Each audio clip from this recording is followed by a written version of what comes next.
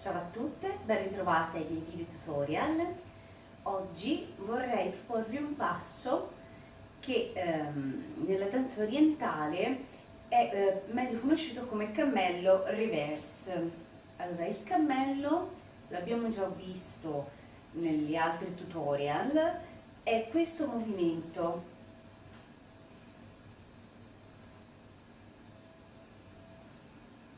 Partiamo dal petto, scendiamo verso il basso, petto, addome, ombelico e rilascio, bacino. Quindi, se avete bisogno di rivedere prima il cammello classico, ok, potete trovarlo negli altri video di tutorial. Allora, il cammello reverse, quindi già lo dice il nome stesso, cammello a rovescio, ok? Al contrario.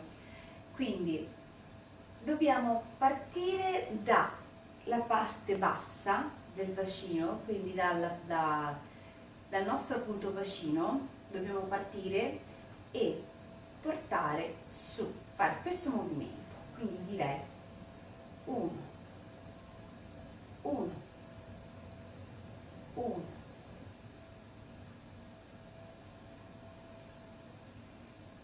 Ok? Un po' come se andassi a chiudere una zip di una cerniera. Ok. Perfetto. Quindi questo è il primo passaggio che si fa. Dovete un pochino magari provare ad allenarvi su questo movimento. Può esservi comunque utile spingere verso l'alto, così, ok? Ginocchia sono sempre leggermente flesse, comode. Perfetto. Capito il primo? Andiamo al secondo movimento. Quindi strizziamo la nostra zip, chiudiamo la nostra cerniera. Faccio salire verso l'alto la contrazione e rilascio. Ok, andando avanti con il petto. Quindi ancora. Chiudo, sale, sale, sale, rilascio. Ancora. Chiudo, salgo su e vado avanti col petto. Tac. 1, chiudo e su. Quindi prima chiudo la zip, poi l'ombelico, salgo su con l'onda e avanti. Quindi tac tac tac tac tac e su. Quindi per ultimo arrivo al petto. Chiudo, salgo, salgo, salgo e su. Ok, non mi dilungo molto su questo movimento perché comunque se arrivate qui è perché avete già lavorato con il cammello, quindi già sapete tutti i passaggi uno alla volta, lentamente, ok, muscoli vari, ombelico, petto. Io adesso lavoro su questo movimento e di conseguenza mi aspetto che voi già abbiate visto l'altro video, quindi ripeto, se non l'avete fatto tornate indietro, ok?